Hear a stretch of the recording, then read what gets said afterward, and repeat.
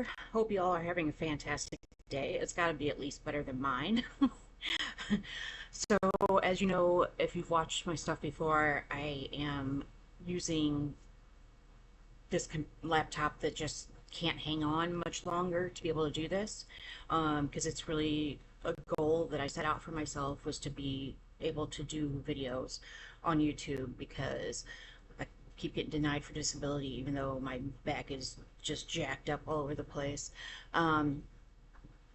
And I just got to figure out something different to do, to try to, instead of trying to fight the man, maybe I got to do something for myself. Well, I don't have any money to buy a new laptop whatsoever.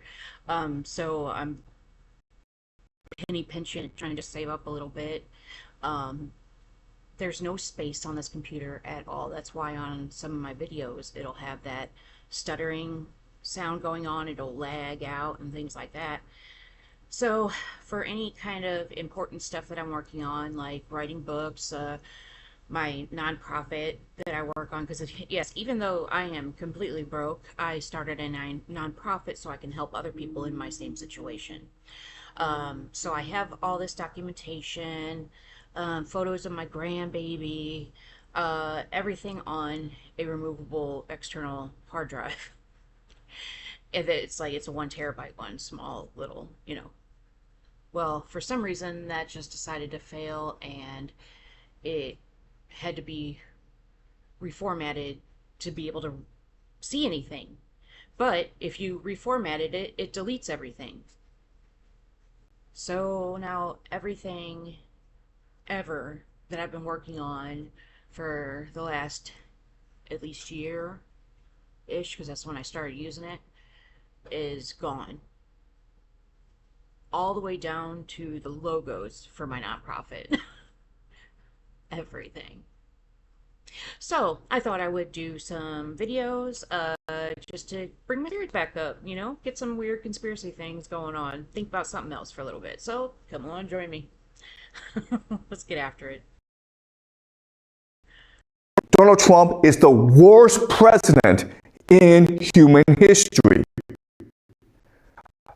But what if, for some strange reason, Donald Trump wants to lose his war in Iran? What if he wants the American empire to collapse? What if Donald Trump wants to destroy the global economy? And then he'd be a genius, right? But if he actually wants to destroy the American empire, then the man is the greatest American president ever, okay? Okay, so we're going to have a fun class today, and we're going to make the argument that, in fact, Donald Trump is a genius. That, in fact, all this chaos is purposeful. That there's actually a plan behind all this, okay?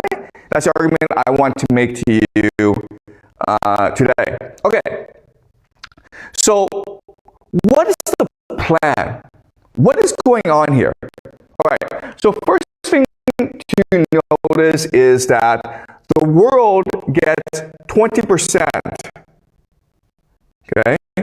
20% of its oil from the Middle East, okay? Primarily going to East Asia. So India gets about 6% of its oil from the Middle East. Japan gets 75% of its oil from the Middle East. So East Asia is heavily dependent on Middle East oil, okay? But as you can see, it also goes to Europe as well, and then also to the United States. All right, so the world is dependent on the GCC oil. If this war continues, if ground forces are used, then all the oil from the Middle East collapses. And JP Morgan has come out and said that by mid-April, the world will run out of oil. Okay? So this is a disaster for the world. But it's not, it's just much more than energy needs, okay? So because Iran is constraining movement in the Strait of Hormuz, we're seeing 7 major shortages. Okay, so yes, we know oil and LNG are being stopped. Okay, but actually the problem is much worse because look at phosphate, ammonium, sulfur, urea. This is food production. Okay, primarily used for fertilizers. In other words, if this war persists, not only will countries run out of energy, they'll also run out of food. Okay? All right, food. Okay, so nitrogen is important for fertilizers. Okay? You need nitrogen for fertilizers. And as you can, and what this map tells you is that if you are in the blue or the light blue, it means you produce more nitrogen than you need, so you export it. If you are not in the blue, then you're kind of screwed, okay? So basically, this area especially, this area, okay? Europe is some parts of Europe, okay? So now they need more nitrogen. And again, before they were getting a lot of nitrogen, ammonia, from the Middle East. And now, where are they forced to get the nitrogen? From here and from here. Okay? So again, yes, I know Donald Trump's losing this war in the Middle East, but in the long term, America stands to benefit.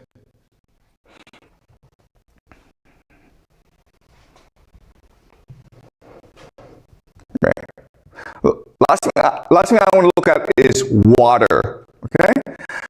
Water is important because water tells us which areas are the most stable. Basically, if you have a lot of water, you're less prone to conflict. But if you don't have that much water, then you're prone to conflict. Okay? So we look at, so if you're in a dark blue, you're good, okay? Nothing to worry about. If you are in the light blue, you are in a lot of trouble, okay? So we look at this area, North America, pretty stable because lots and lots of fresh water, okay? If you look at Russia, pretty stable, lots and lots of fresh water. But if you're Africa, you're in a lot of trouble. If you're Europe, you're in a lot of trouble. If you are Middle East, you're in a lot of trouble. If you are Southeast Asia, you are not much trouble, but you are in some trouble, okay? So we already see how this map tells us where in the future, basically Russia and the United States, North America, are the most stable parts of the world with the most resources. And therefore, they are the most resilient, the most stable, okay? Donald Trump is the worst president in human history. But what If you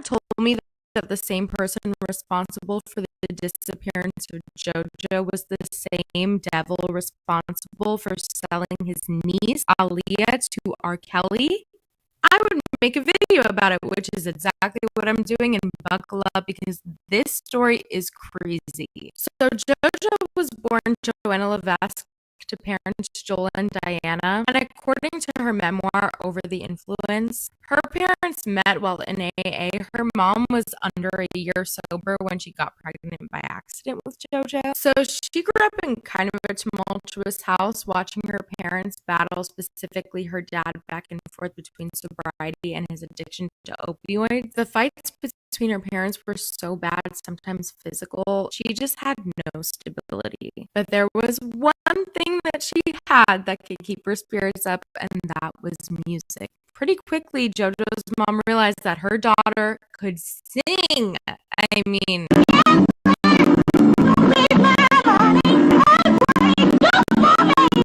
and this is their ticket out. By the time JoJo is just 6 years old, her mom is entering her into local talent shows, which get her auditions for TV and film, landing her a spot on Kids Say the Darndest Things with this man. And she makes such an impression on that show. She's invited back and then subsequently invited to televised talent competition shows like Destination Stardom and America's Most Talented Kids, where she places second, like Aaliyah in Star Search, to future American Idol singer Diana DeGarmo.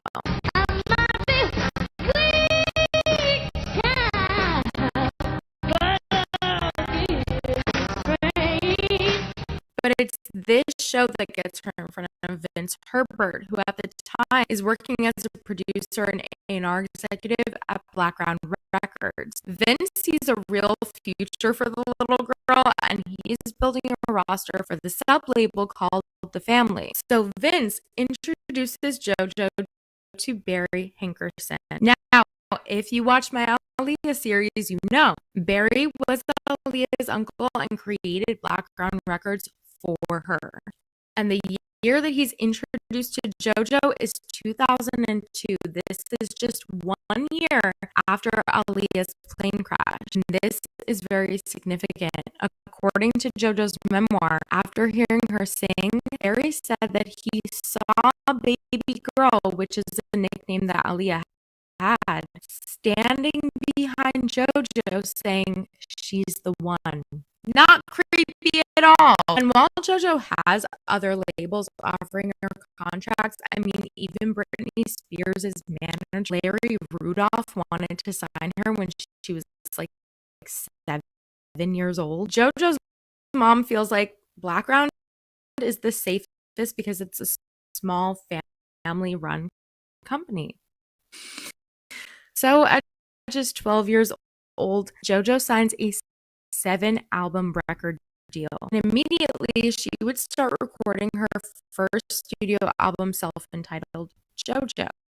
But unbeknown to JoJo and her mom, this label was in serious trouble. The death of Aaliyah the previous year was accelerating the inevitable internal collapse of this label. I mean, Blackground had been centered around her and her success. In fact, a lot of people who had been working with them prior to her death had started pulling away or cutting ties altogether because of Barry's incredibly controlling nature, plus rumors of hoarding all the cash for himself and not paying producers. So following Aaliyah's death, Barry is putting together a panic roster, and signing JoJo is a major piece of the plan to rebuild the label. And I personally think he kind of saw JoJo as a restart. He was going to rebuild what he built for Aaliyah,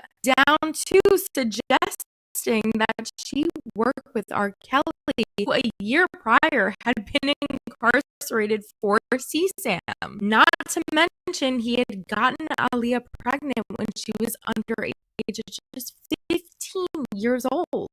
Thankfully, JoJo's mom said absolutely not, but the fact that that was even on the table speaks a lot to Barry's mental.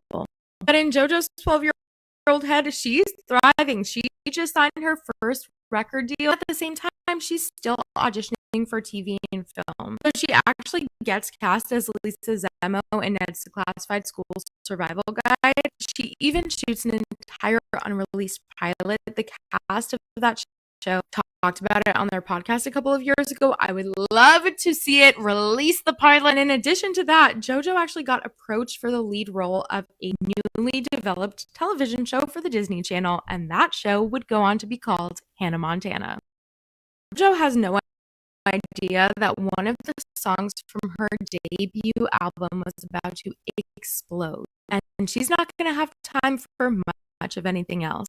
Just a chance to say, hey, get out right now. It's the end of you and me. Leave Get Out is released on February 24th, 2004, and instantly climbs to #1 on the Billboard. This makes her the youngest pop star in history at just 13 years old to hold that spot. Obviously, all of this success is causing a lot of excitement around the label. I'm sure Barry is feeling like, wow, the plan is really coming to fruition. Relying on a 12-year-old girl to get me out of debt again? Genius plan. Especially when JoJo releases her second album called The High Road, which would produce the hit song Too Little Too Late. Seeming like JoJo is on top of the world, and she is a proper teen idol by this point, but she has no idea she's about to see just how evil Barry is. But for that, I'm going to a part 2, which is going to be released under the first comment asking for it. What do you guys think so far? If you had told me that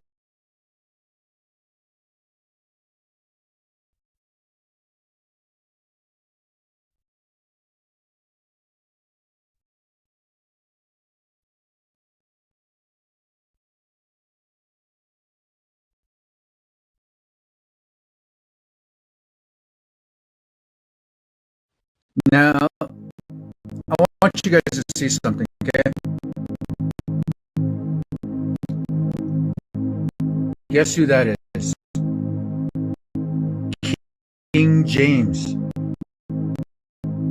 From the King James Bible. So our Bible here in America comes from a melanated person. There's another rendering, see? King James first of England and the 6th of Scotland.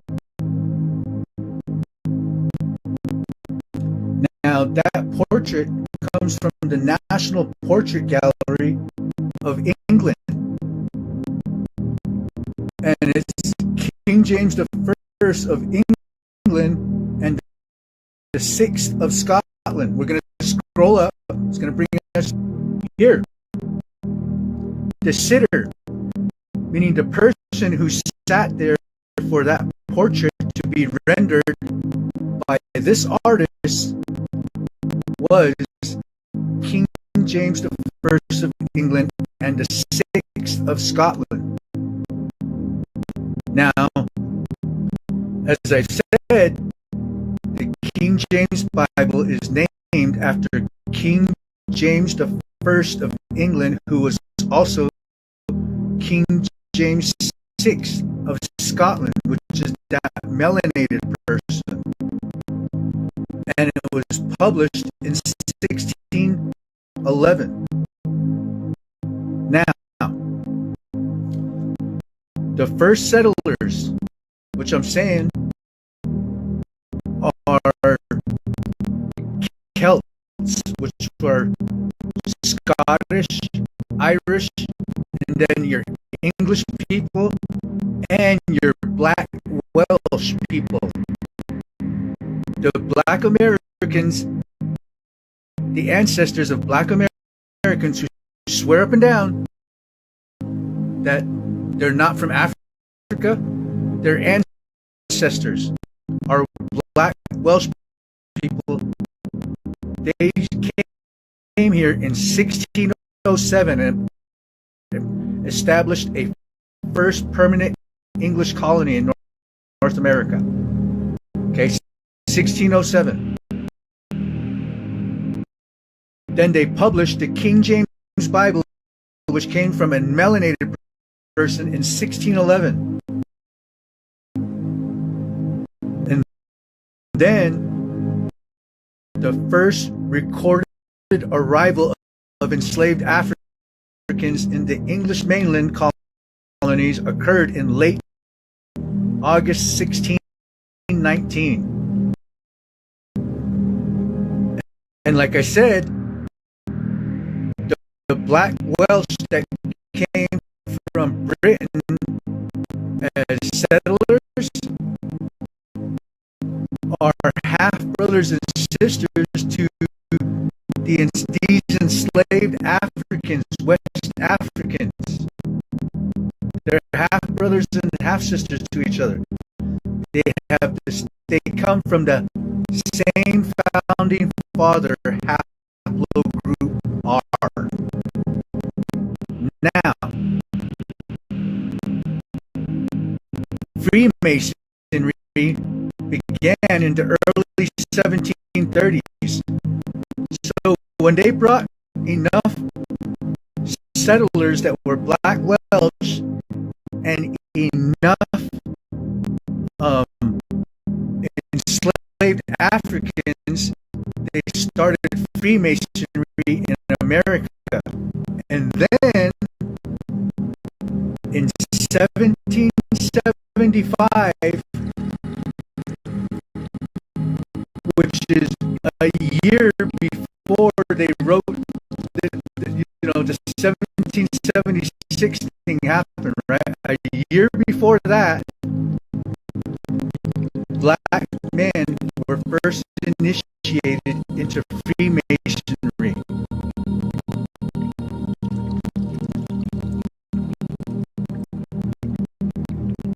And then they wrote the Constitution in 1787. And then in 1865 they abolished slavery. So they brought these black Welsh people came here as settlers, and then they brought the Bible, which came from a melanated person, and then they brought enslaved Africans over, and then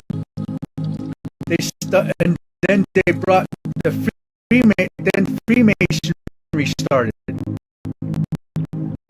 and then they made black people Freemasons, all before slavery was even abolished. So black people weren't allowed to drink from the same fountain, or use the same restroom, or sit in the same place as white people on in these public places, but they were allowed to be Freemasons. Gets better. And then in 1866, 1 year after they abolished slavery, the 5 civilized tribes were forced to abolish slavery and grant citizenship rights to their formerly enslaved people. You see what happened?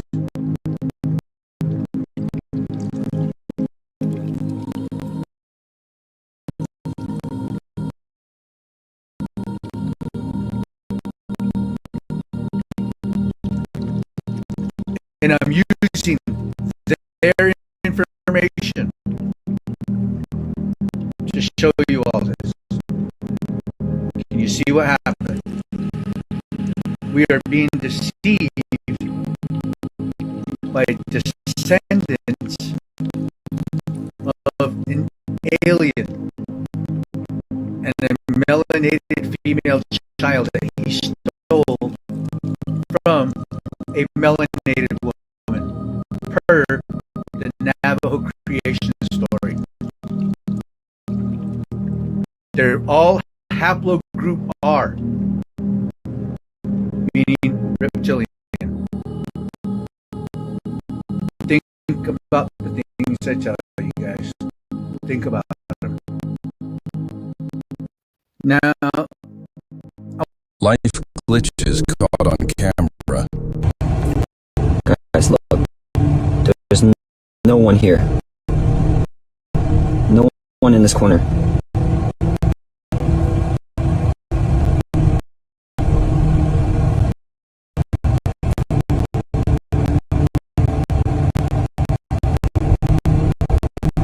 Look at this. Still, nobody here. Look at my left camera.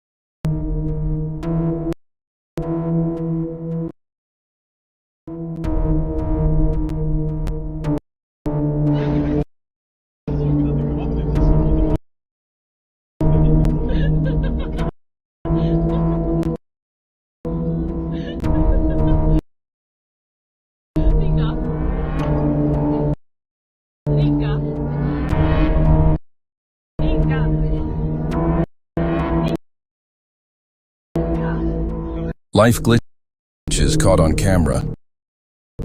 As an American, there are some things that you can truly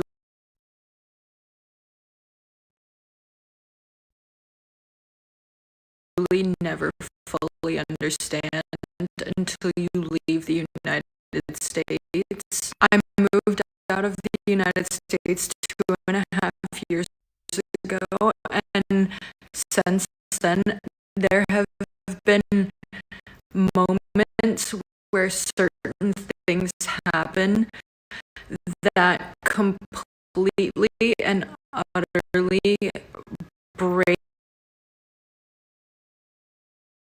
This is how I created. What do you know about the third temple? The building of the third temple? Yeah. Not a huge amount, quite honestly. I know it has to be built. So right now, there's what do they call it? The dome over the rock? The Dome of the Rock. Mosque that is built over the old Jewish temple. Yeah. And they want to the There's extremists. There's the Al-Aqsa Mosque, built on top of what they say was the temple. Mm-hmm. You got the Western Wall, which they say was part of the temple. Archaeologically, there's some issues with this. Archaeologically, when they look back, they're like, this doesn't really look like this was the temple. Looks like it was a retaining wall over here. Tough to tell. It's been destroyed throughout the ages. There was a temple. It was torn down. A mosque was built. It was torn down. A church was built. A temple was built. And everybody is like, well, this is ours.